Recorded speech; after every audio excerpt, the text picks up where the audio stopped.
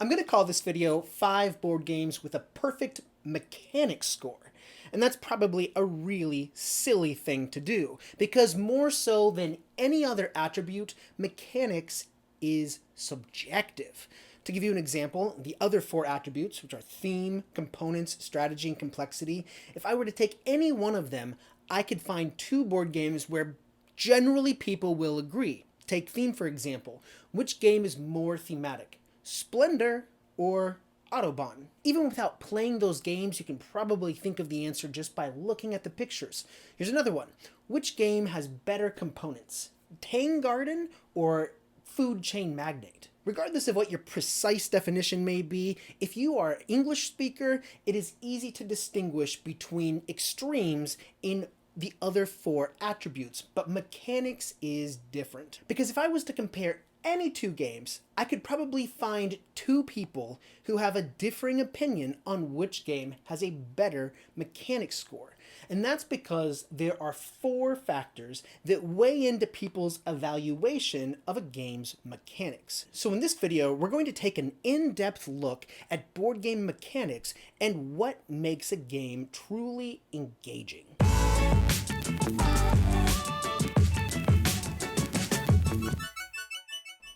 My name is Ben, this is Board Game Dad, and this is the 3rd video on a series on what makes great board games. In my last video about thematic board games, I talked about 5 different definitions for what people would consider thematic and how that would have an impact on a theme rating.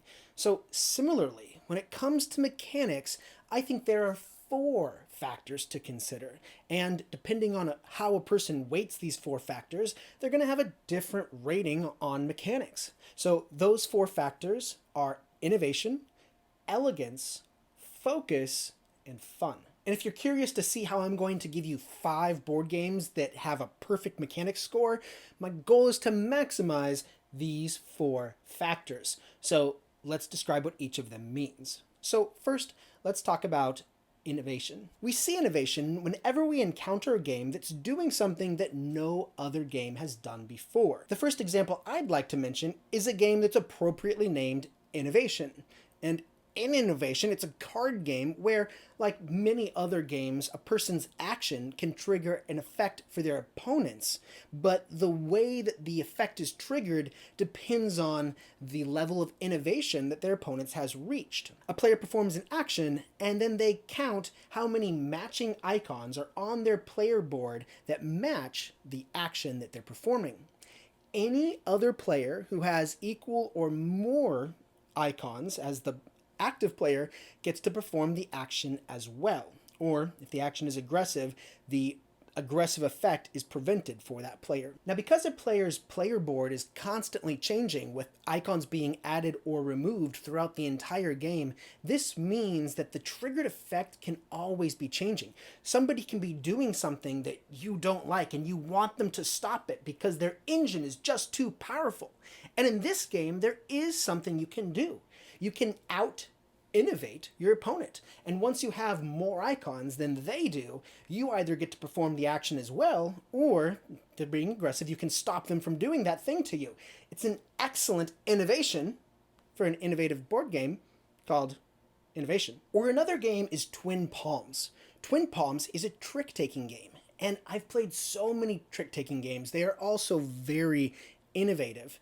But Twin Palms is the first trick-taking game I've ever played where a trick consists of playing 2 cards. So because you're constructing the card you play, you can decide whether you want to play a strong card or a weak card just by constructing either a strong or a weak pair of cards.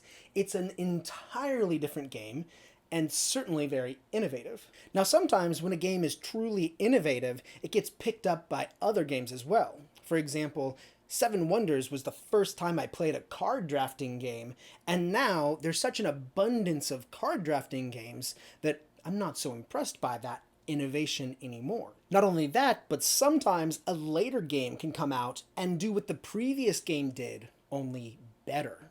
When it comes to this, I call that Elegance. Elegance is what I call it when I see a game that reduces clutter and really improves the flow of a game. So one example of a game that I think is truly elegant is Kingdomino. Kingdomino is a tile placing game where turn order really matters. Now, in a lot of games, there's a turn order phase and then there's some sort of action phase. In Kingdomino, a player chooses the tile they want to place, and in choosing their tile, they place their pawn in the turn order for the following round. So gameplay is really swift. It starts with players placing tiles, and then because turn order is already determined for the next round, we just replace the tiles and play the next round.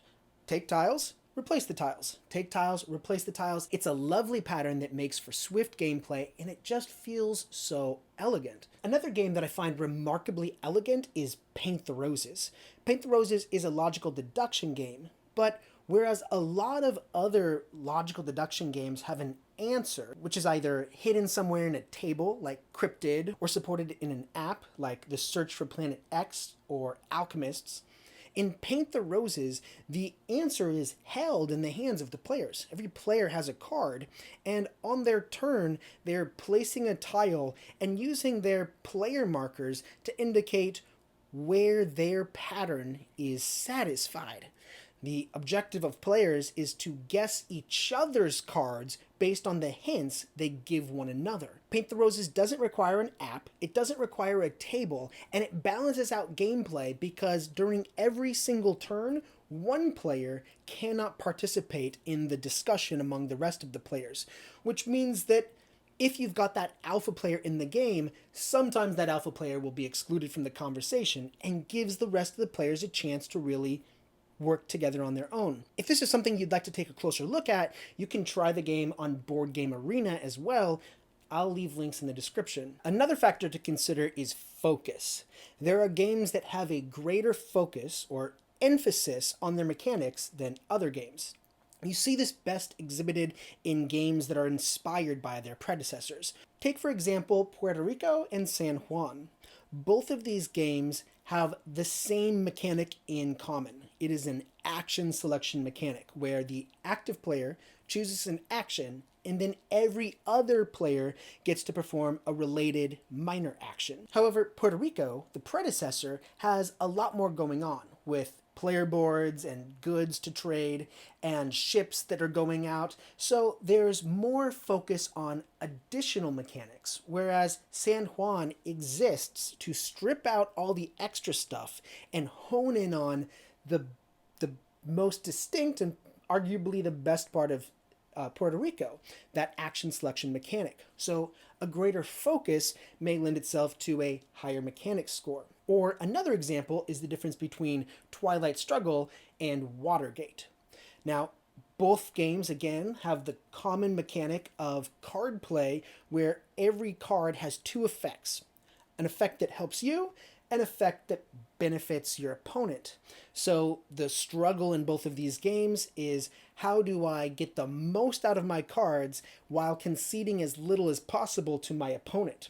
But the difference here again, in Twilight Struggle, the predecessor, you've got DEFCON status to worry about, you've got a space race, you've got a map of the entire world, there are several more phases to gameplay, there's a lot more going on to dilute that focus on that card play mechanic. Whereas in Watergate, the entire game is streamlined to be a faster paced game with almost its entire focus on that card play mechanic.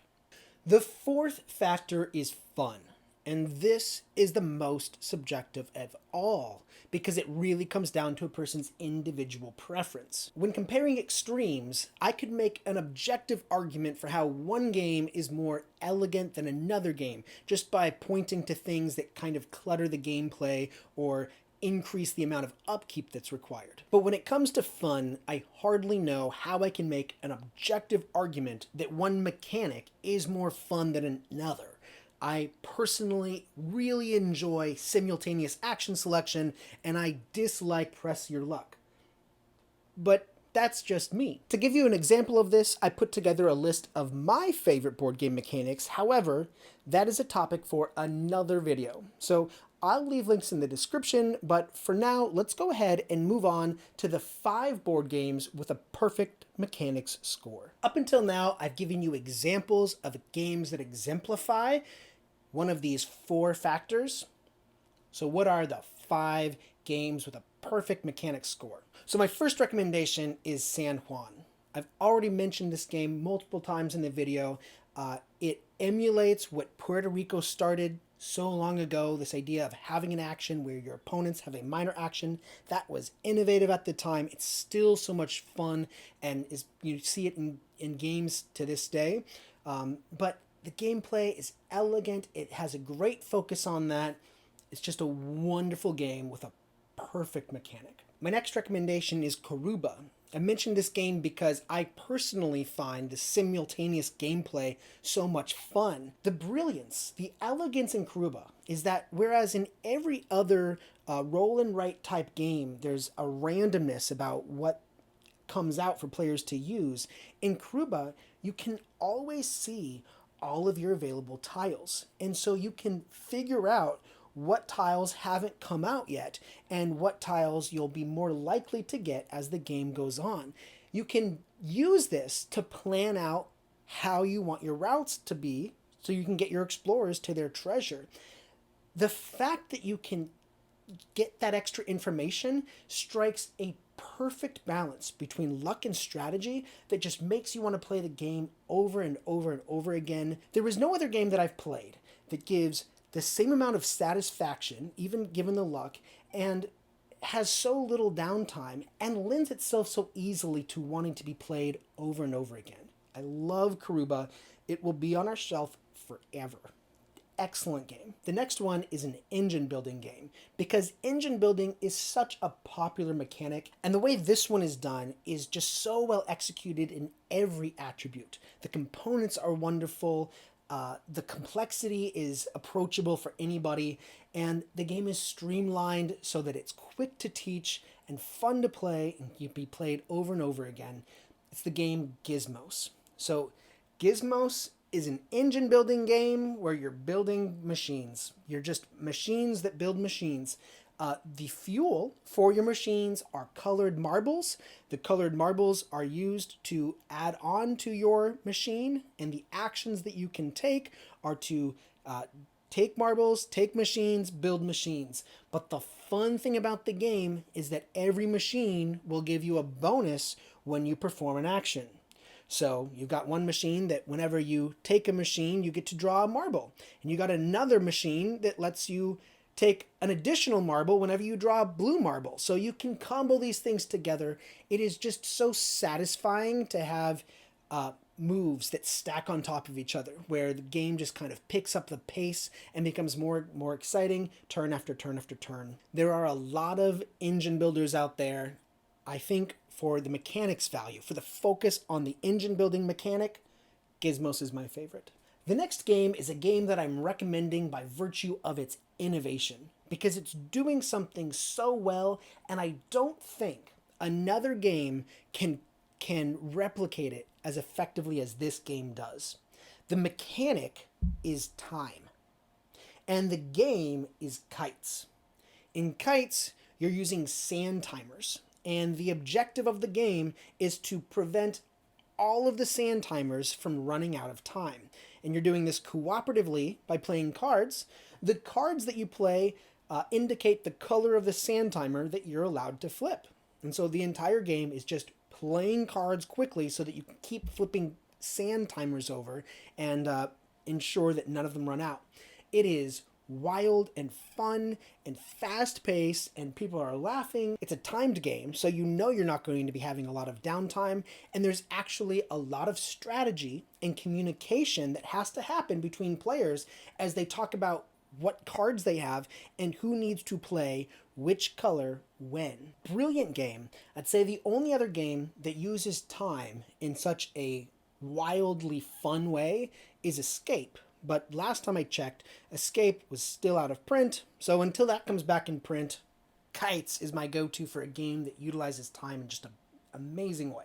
My last recommendation is different from the others because all 4 of these have a tremendous focus on a single mechanic.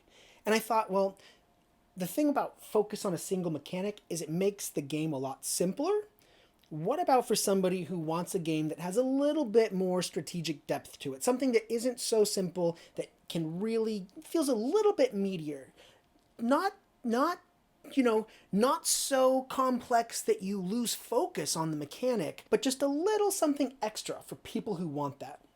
So that game is Crusaders. In Crusaders, you are trying to move your knights across Europe. You're conquering different lands. You're getting victory points for doing this.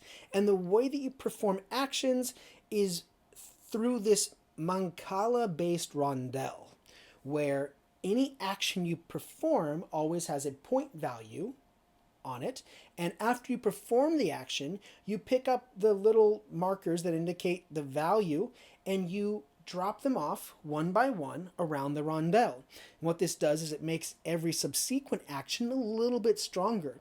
And so what you're doing is you're trying to plan your strategy for how you want to spread out and conquer over this map, but you have to do that within the restraint of this Mancala type mechanic. And that is why I find the game commendable. I think it's a brilliant strategy game with an excellent mechanic, the game Crusaders. Those are my 5 choices, but ultimately it comes down to a subjective rating. There are 4 factors to consider. So if you'd like to rate your own game for mechanics, what you can do is you can go to the perfect board game and you can log in using Google. Once you've done that, find a game you like and review that game by giving it a number of stars. As soon as you've rated even one game, you will gain the privilege to be able to edit the attributes. So you can upvote or downvote the mechanics rating or any other attribute for any game on that website. That concludes my take on mechanics. The next video in this series is going to be components. So as soon as that's available, I will update the cards that are going to appear on the screen, or you can check out the links in the description for those and everything else that's going on at theperfectboardgame.com. Thank you for watching, and I will see you next time. Bye-bye.